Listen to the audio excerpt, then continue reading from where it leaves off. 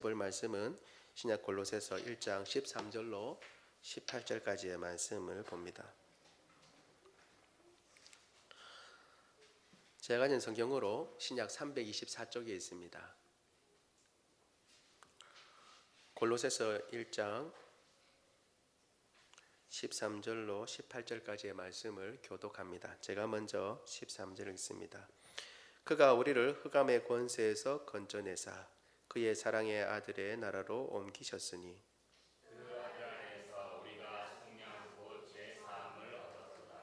그는 보이지 아니하는 하나님의 형상이요 모든 피조물보다 먼저 나신 이시니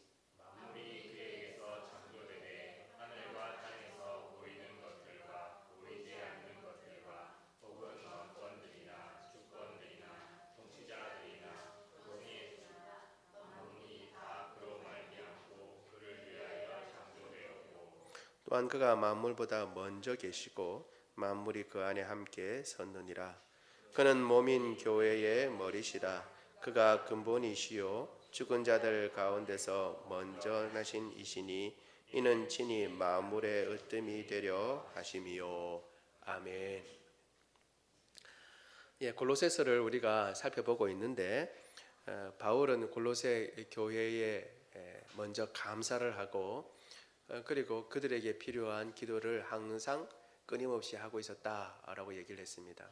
그 기도의 내용이 우리가 생각했던 것처럼 보통 물질이 더 많다든가 골로새의 형편과 사정이 더 펴지는 것 이런 것들을 주로 기도한 것이 아니고 영적인 부분, 그들이 하나님을 더 알아가고 하나님의 뜻을 밝히 알고 또 선한 일에 아름다운 열매를 맺고 그리고 기쁨 가운데 인내하고 참아내고 하나님께 감사하게 하는 것 이런 것들이 바울의 기도 내용이었습니다.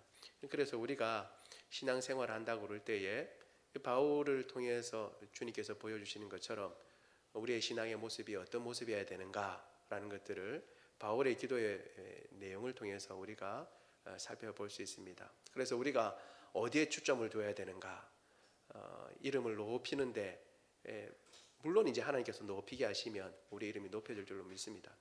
그러나 그런데 먼저 중점이 있는 것이 아니라 믿음의 삶 가운데는 오히려 인내하고 그런 가운데 기뻐하고 큰 능력 가지고 이 힘과 능력을 한번 이름을 떨쳐보는 것이 아니라 큰 힘 가지고 오히려 포용하고 용납하고 사랑하는 것으로 오히려 참아주는 것으로 그 힘과 능력을 사용하는 것으로 그렇게 나타나야 하는 것을 우리가 살펴보았습니다.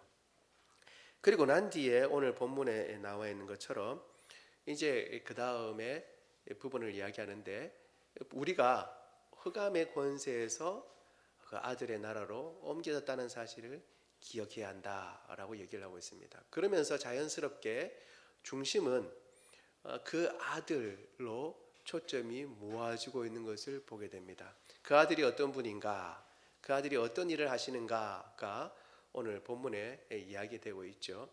이렇게 생각해 본다면 우리가 중요하게 생각해 봐야 할 게 있습니다. 뭐냐 하면 바울이 여러 가지 이야기를 하고 이렇게 감사하는 것도 얘기하고 또 골로새 교회에 필요한 것들을 기도하고 난 뒤에 골로새 교회에 분명히 무슨 문제가 있어서 특별히 편지를 전해야 할 필요가 있었기 때문에 지금 편지를 쓰고 있는데 이제 기도한다는 내용도 다 끝났어요. 그러면 이제 본래 하고자 하는 내용 이런 문제에 대해서는 이렇게 하는 것이 좋겠다 혹은 이런 문제는 잘못됐다 혹은 이런 거는 바르게 해야 된다라고 얘기를 딱 하면 좋은데 그렇게 이야기하기 전에 먼저 예수님에 대해서 이야기를 한다는 것입니다. 그 말은 뭐냐 하면 이 모든 문제의 핵심이 누구에게 있다는 거예요? 예수님에게 있다라는 것을 지금 사실 편지를 쓰는 과정 가운데 보여주고 있는 것입니다.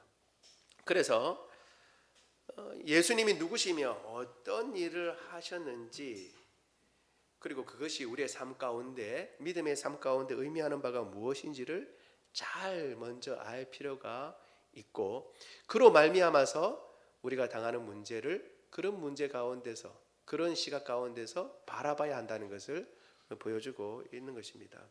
그래서 이런 이야기를 지금 바울의 이야기를 하고 있는 것입니다.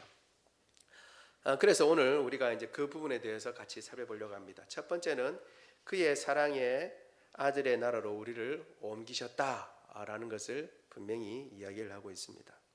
우리 오늘 읽었지만 골로새서 1장 13절 같이 다시 한번 읽어볼까요? 시작. 그가 우리를 흑암의 권세에서 건져내사 그의 사랑의 아들의 나라로 옮기셨으니 아멘. 여기 옮기셨다는 것은 분명히 옮겨 놓았다라는 것을 이야기를 하고 있는 것입니다. 여러분, 우리가 먼저 생각해야 할 것은 우리가 어디에 있다가 그리고 또 우리의 구원이 어떻게 이루어졌나 하는 것을 아는 것이 중요합니다.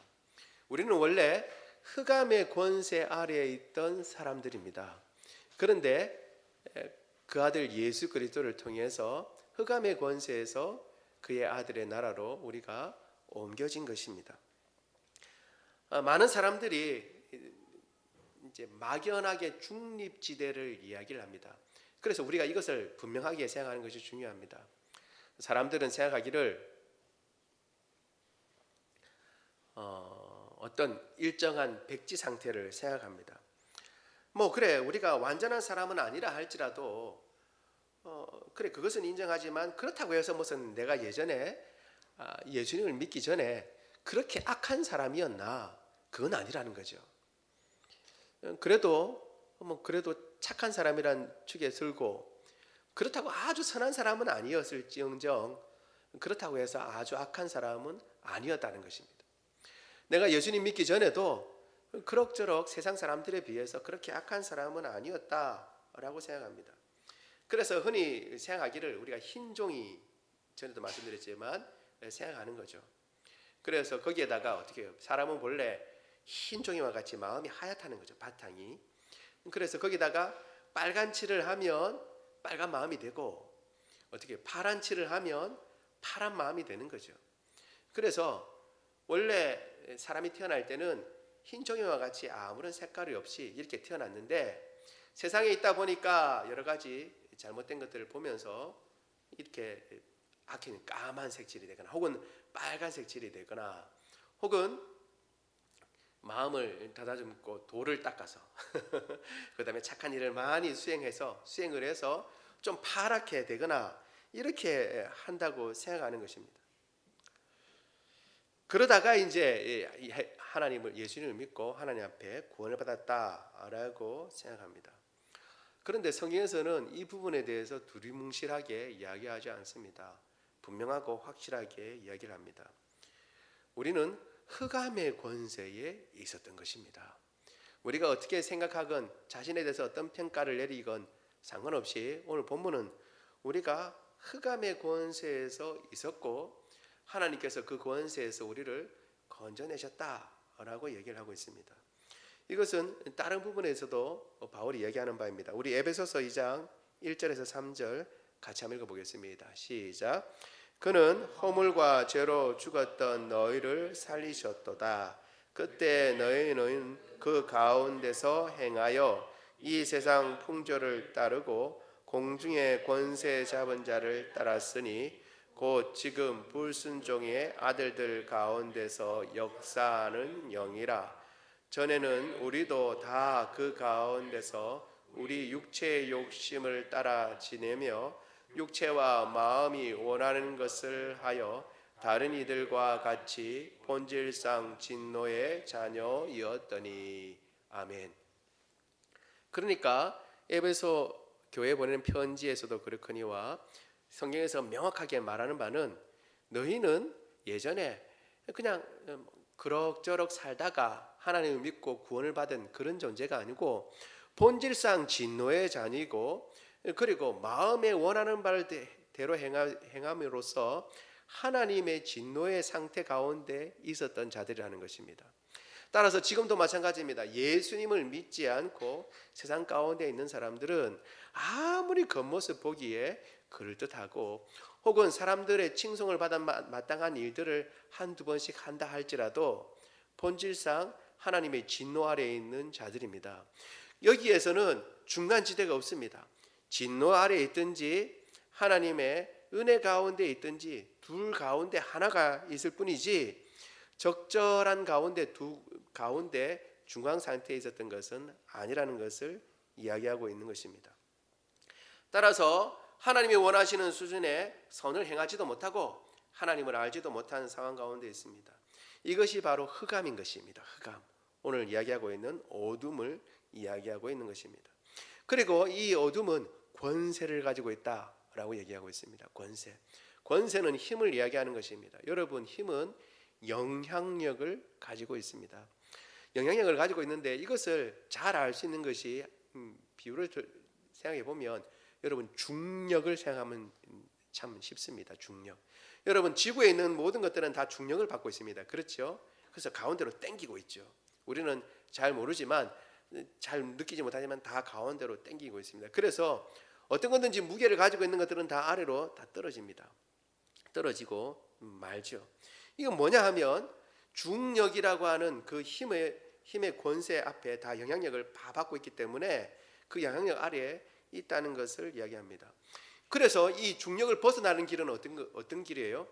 이 중력보다 더 센 힘으로 오히려 반대로 이렇게 나갈 때에 그때에 벗어날 수 있게 되는 거죠. 우리가 로켓을 쏜다든가 이제 우주선을 쏘는 것도 다 그 중력의 힘을 벗어나기 위한 강력한 힘을 오히려 다 행해야만 지구의 중력을 벗어나서 우주로 갈 수 있는 것이죠. 마찬가지로 흑암의 권세도 마찬가지입니다. 흑암의 권세도 힘이 있는 것입니다. 잡아당기는 능력이 있습니다. 그래서 우리가 그 권세 아래 있다가 마음만 싹 고쳐먹고 아이고 이제는 내가 어둠에서 벗어나서 하나님 기뻐하시는 일을 해야겠다라고 손 딱 털고 딱 일어나서 하면 할 수 있을 것 같이 보이지만 사실은 그렇지 않습니다. 우리가 어디를 가든지 지구의 중력의 영향 아래 있는 것처럼 어디를 가든지 흑암 안에 있으면 흑암의 권세 아래 있는 것입니다. 그래서 내가 아무리 선을 행하려고 그러고 아무리 착한 일을 행하려고 하고 하나님 기뻐하시는 일을 행하려고 한다 할지라도 어떻게 해요? 그 권세에서 벗어날 수 없는 것입니다.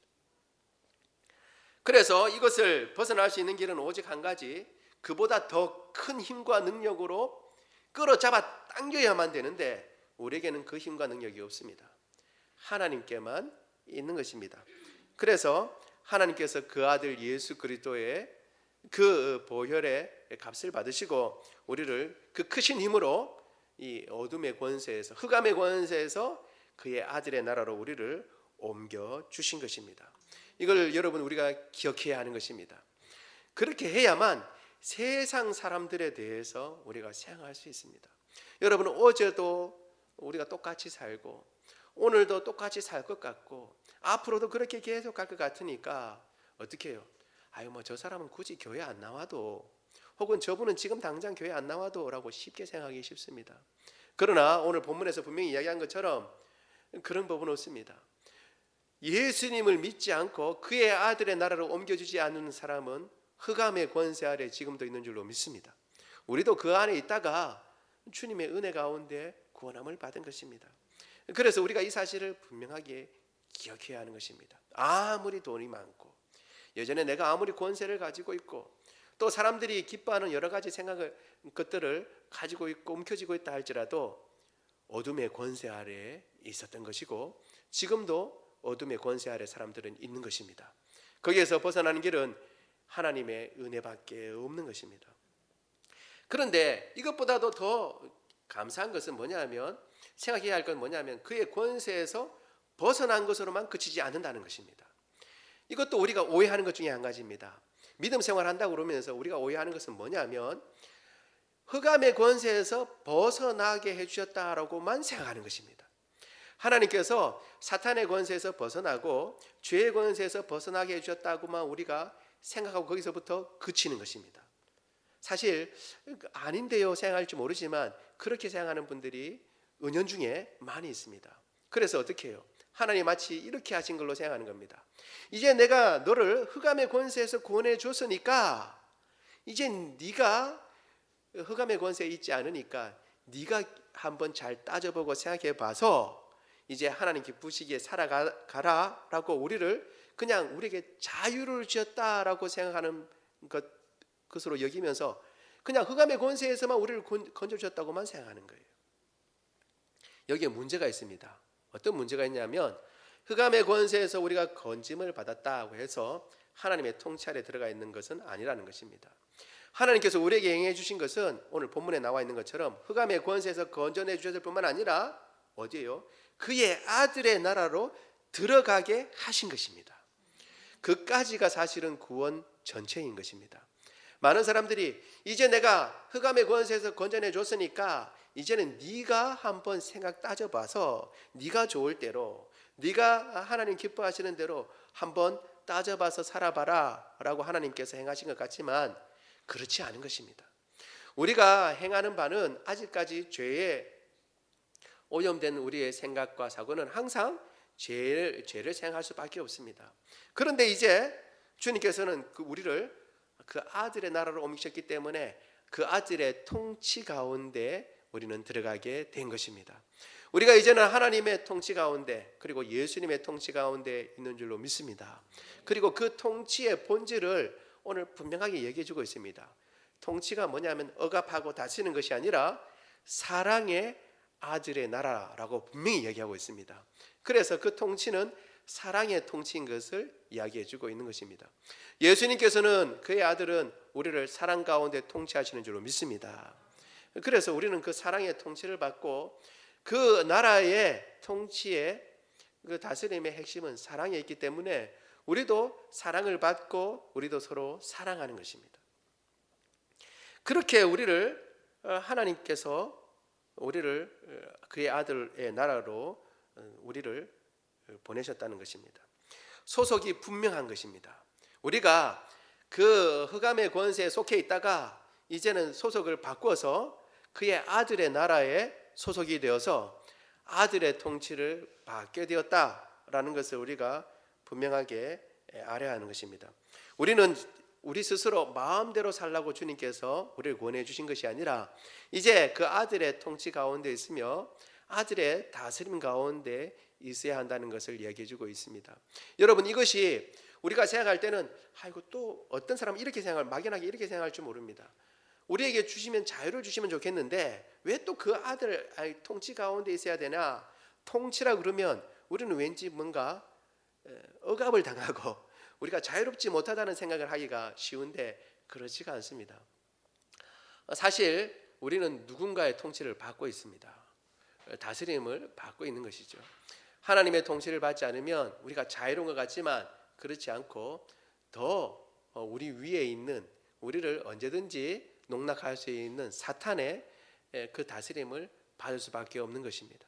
그래서 주님께서는 우리를 사탄의 권세에서, 흑암의 권세에서 건져내 주셨을 뿐만 아니라 그의 아들의 나라로 옮겨주신 것입니다. 그 사랑의 통치를 받고 그리고 그 다스림 가운데 있을 때에 우리가 참된 삶을 살 수 있고 그리고 은혜 가운데 살 수 있다는 것을 주님께서는 아시기 때문에 우리를 그렇게 보내주신 것입니다. 이것은 우리에게 소속이 있다는 것입니다. 여러분, 소속이 있다는 것은 참으로 중요합니다. 소속이 없어서 참으로 안타까운 사람들이 많이 있습니다. 예전에 제가 어떤 TV 드라마를 봤는데 그 내용은 이런 거였습니다. 6.25 때 혼자가 되신 이제 나이 많으신 어른이시죠. 그런데 그 어른이 나중에 이제 같이 이제 어르신들이 이제 할아버지하고 할머니하고 같이 사시게 되었습니다. 같이 사시게 됐는데 정식 결혼은 안 하고 그냥 같이 사시는 거죠. 같이 사시는데 자녀들은 이제 그렇게 뭐 어르신들이 그냥 외로우니까 같이 계신다, 외롭게 계신다 이렇게 생각을 했는데 그렇지 않았어요. 나중에 결혼 신고를 안 한 줄 알았지만 혼인 신고를 한 겁니다. 혼인 신고를 했고 자기 어머니가 이제 그 밑에다가 이제 호적을 이제 써놓은 거죠. 그 밑에다가 이제 할아버지 밑에다가 이제 호적에 들어가 있는 거죠. 그 아들 자녀들이 이제 막 이제 난리가 난 겁니다. 왜 난리가 났겠어요? 보통 그렇듯이 재산 문제 때문에 문제가 되는 거죠. 엄마가 이제 그 밑에 들어가면 엄마의 재산이 다 누구게 되는 거예요? 그 당시만 하더라도 이제 남편이 주가 되니까 남편 것이 할아버지 것이 된다는 것 때문에 난리가 났더랬습니다. 그런데 이제 이야기가 쭉 진행되고 나는 가운데 그 자녀들이 이제 깨닫게 되는 거예요. 뭘 깨닫게 되냐면 엄마가 왜 그렇게 하셨을까? 아이들한테는 이야기를 하지 않고 굳이 이제 속이면서까지 드러내지 않고 왜 그렇게 하셨을까? 나중에 깨닫게 된 겁니다. 뭐냐 하면 엄마도 누군가의 소속이 되고 싶었던 겁니다. 누군가의 아내가 되고 싶었던 거예요. 누군가의 아내로. 우리는 이제 요즘과 같은 때는 자유적인 자기의 것을 드러내기를 좋아하지만 또 그 반면에 누군가의 소속이 되어서 누군가의 아내, 누군가의 남편, 누군가의 아빠, 엄마, 누군가의 아들과 딸이 되고 싶어하는 그런 생각을 사람들은 갖고 있습니다. 그 어머니는 그런 생각을 가지고 계셨던 거죠. 나중에 자녀들이 그걸 깨닫고 그것을 엄마를 이해하게 됐죠. 그리고 그 다른 편에서도 무슨 재산 이런 거와 전혀 상관없이 있었기 때문에 그렇게 이제 엄마를 이해하는 과정 가운데 이제 그 드라마가 진행됐던 것을 제가 본 적이 있습니다. 여러분, 우리는 누군가에게 소속이 되어 있습니다. 자유로부터의 도피라고 하는 유명한 책이 있습니다. 전에도 제가 한번 말씀드렸지요. 히틀러를 왜 사람들이 지지했을까?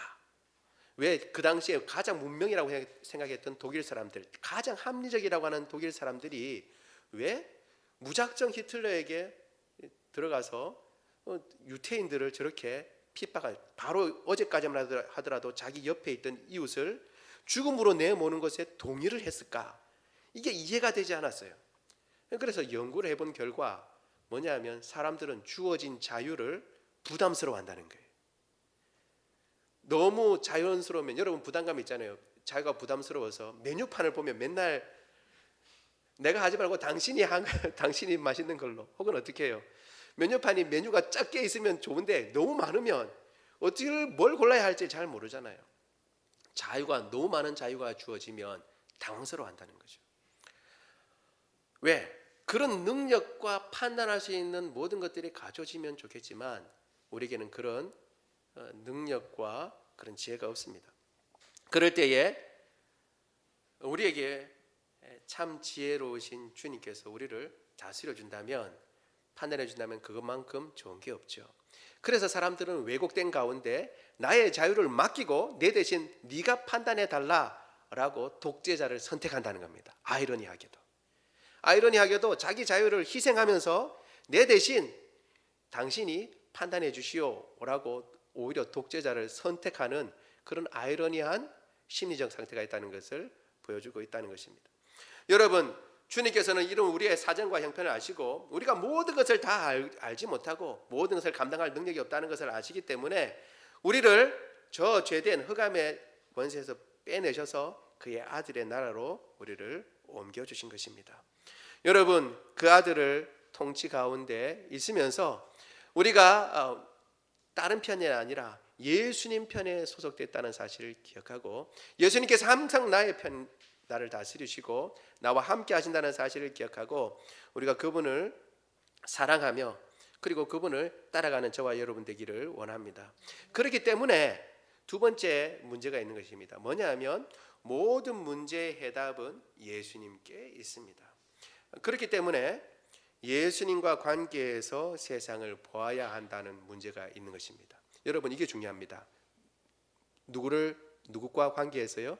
예수님과 관계에서 세상을 보는 눈을 가져야 합니다. 연습을 해야 합니다. 여러분, 이 연습은 쉽지 않습니다.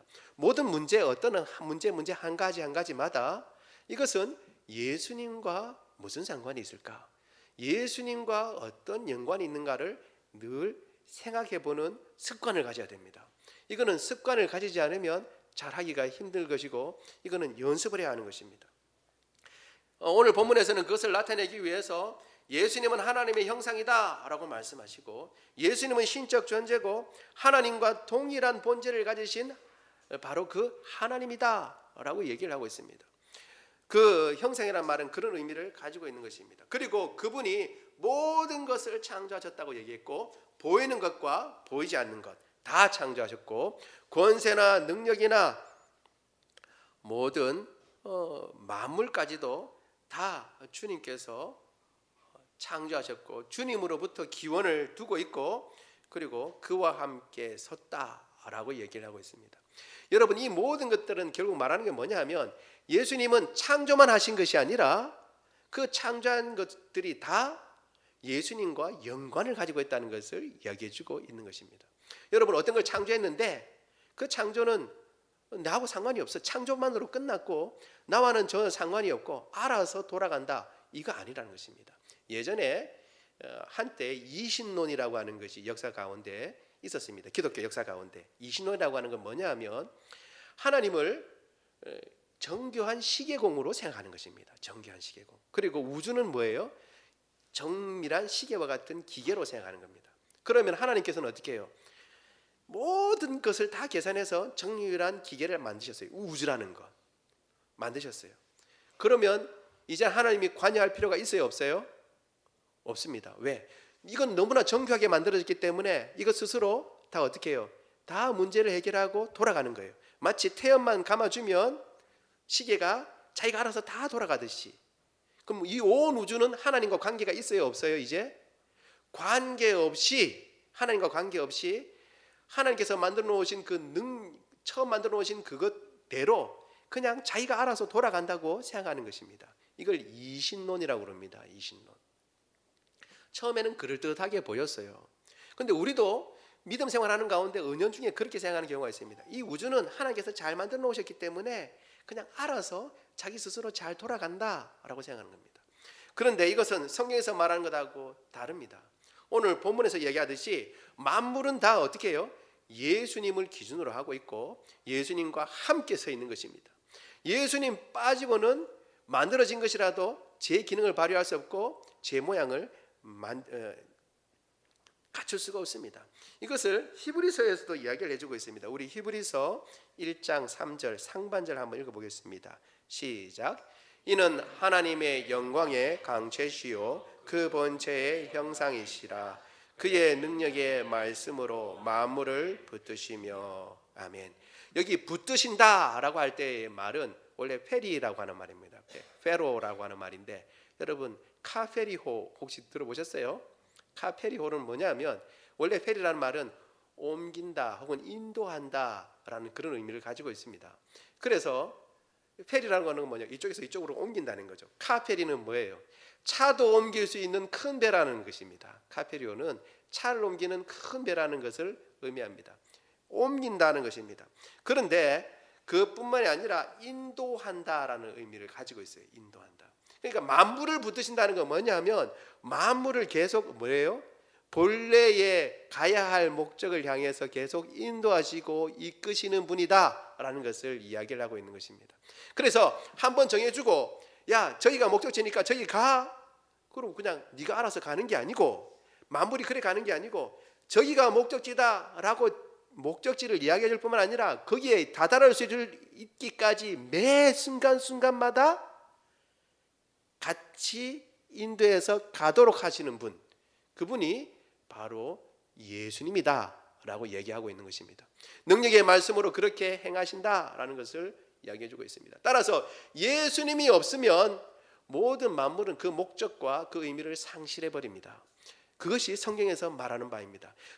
믿지 않는 사람들이 어떻게 생각하건 상관없이 성경에서 말하는 바는 예수님이 빠지면 어떤 것도 그 목적이 없다라는 것입니다. 인간의 삶도 마찬가지입니다. 우리의 삶도 예수님이 빠지면 참 의미를 잃어버립니다. 우리가 행하는 모든 일도 마찬가지입니다. 공부도 마찬가지입니다. 학생들이 공부를 하는데 공부할 때 항상 생각해야 할 게 뭐냐면 예수님과 내가 되고자 하는 것, 내가 잘하는 것과 무슨 의미가 있는가를 생각해야 합니다. 세상에 믿지 않는 사람들도 내가 가지고 있는 달란트를 가지고 공부를 해야 된다고 생각합니다. 내가 좋아하는 거 해야 된다고 얘기합니다. 세상 사람들은 그까지만 얘기합니다. 그에 덧붙여서 우리 믿음의 사람들은 원래 의미를 알아야 합니다.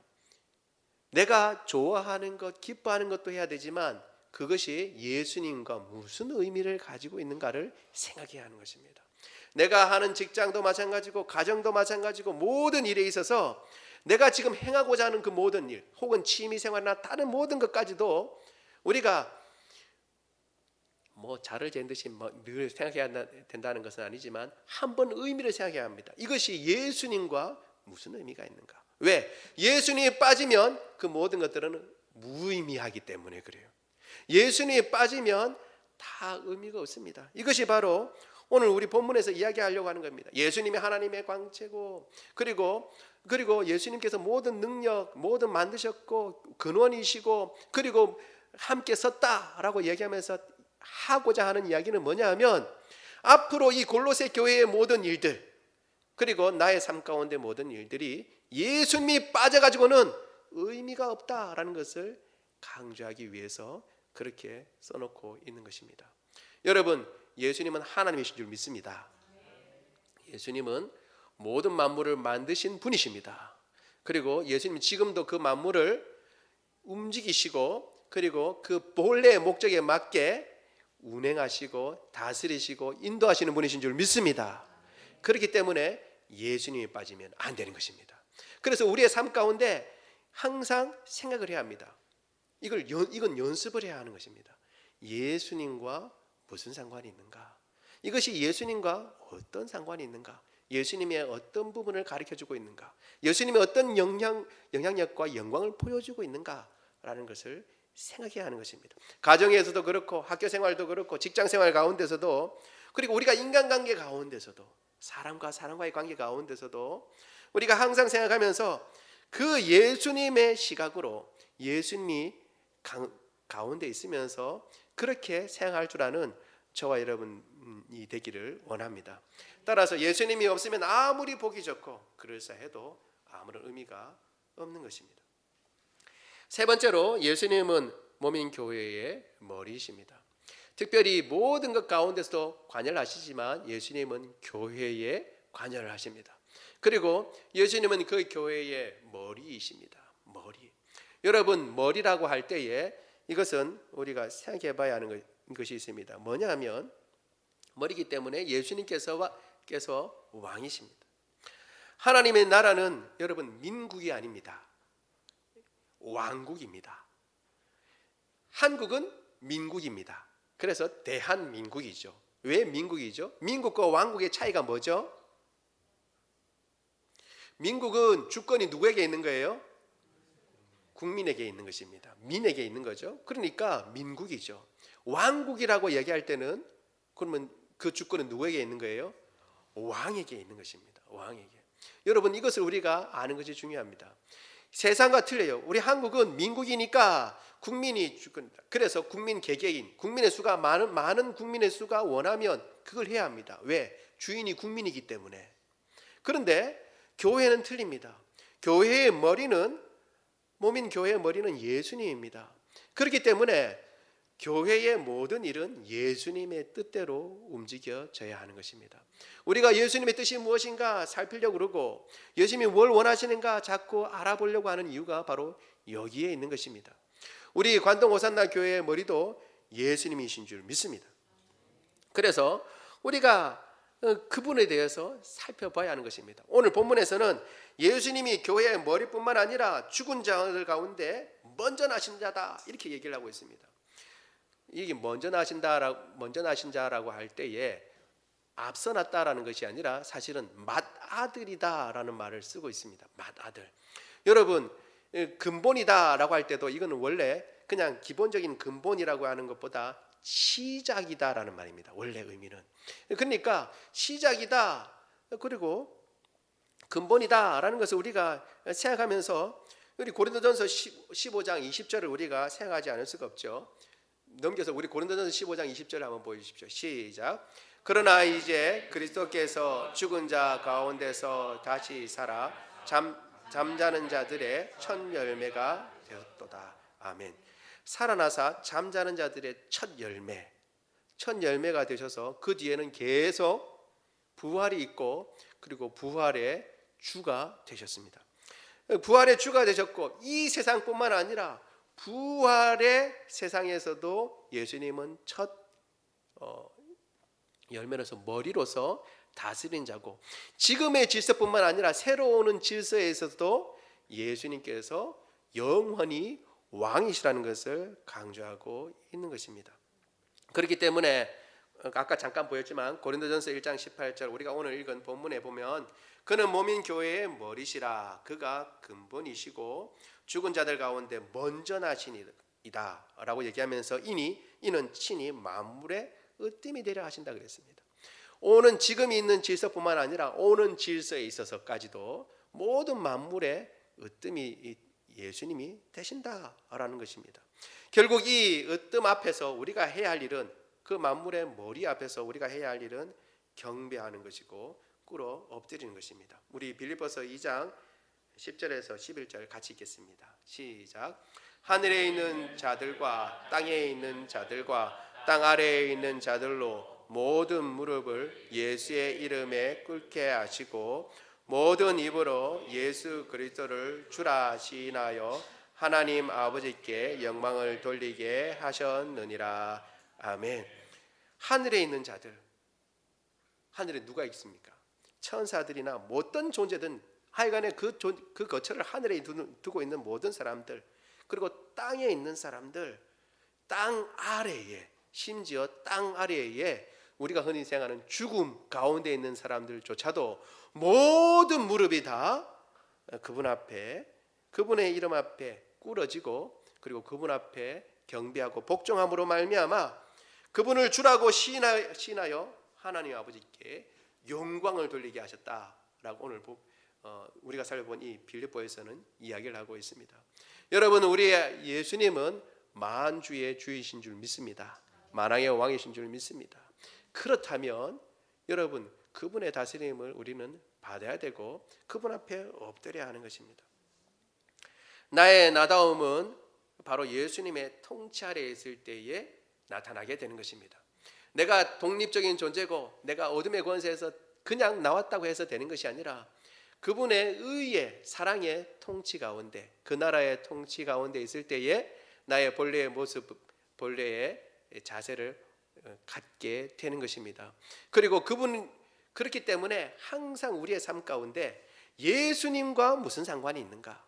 이 사건은 그냥 보기에 아름답고 좋은 결과가 나타나는 것처럼 보이는데 그래서 예수님과 무슨 상관이 있는가? 아니, 반대로 이 사건은 분명히 사람들의 보기에는 너무나 힘들고 안타깝고 어려운 상황인데 예수님과의 관계 가운데는 어떤 것인가?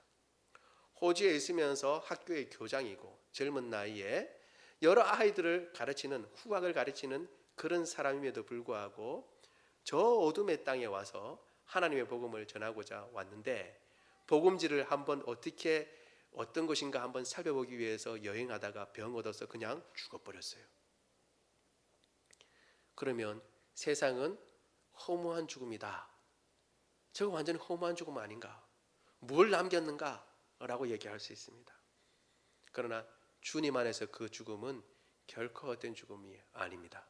새로운 시작을 열었고 새로운 씨앗을 심는 그런 죽음이었던 것입니다.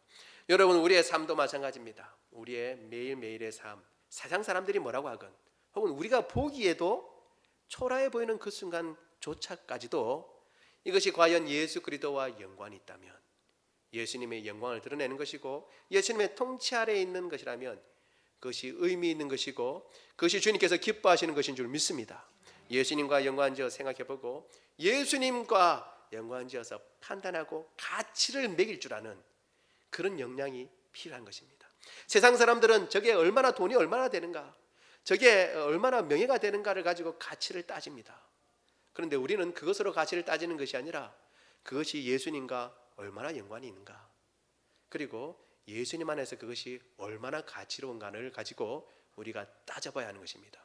그런데 그것은 연습을 해야 하는 것이고 그것은 우리가 계속해서 우리 자신을 개발해야 하는 것입니다. 이 일에 게을리하지 아니하고 그분의 통치 가운데 있으면서 하나님의 이름을 높이고 그분의 통치 가운데 우리 자신을 복종시키며 주님께서 기뻐하시는 아름다운 일에 항상 열매를 맺고 우리가 어떤 일에 임하든지 그 일에서 예수님을 중심으로 생각하는 저와 여러분 되기를 원합니다. 말씀을 생각하며 우리 같이